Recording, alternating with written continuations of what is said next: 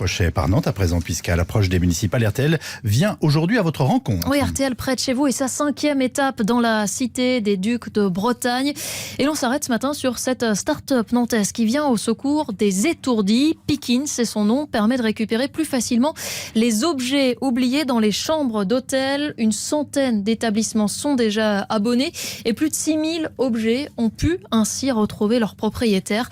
C'est RTL, un jour en France, avec vous, Patrice Gabard.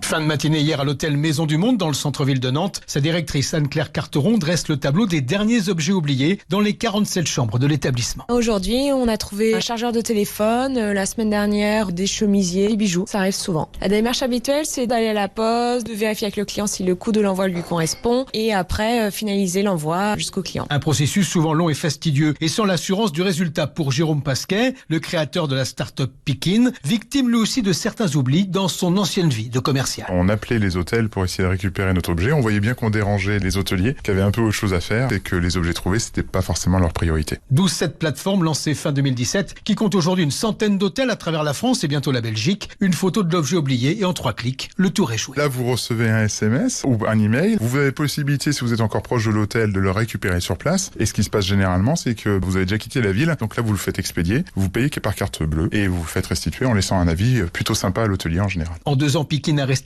plus de 6000 objets, dont 3000 expédiés dans plus de 75 pays à travers le monde. Enfin, sachez que la tendance du moment, question oubli, c'est la mini tondeuse à barbe pour les messieurs et les lisseurs de cheveux pour les dames. RTL, un jour en France.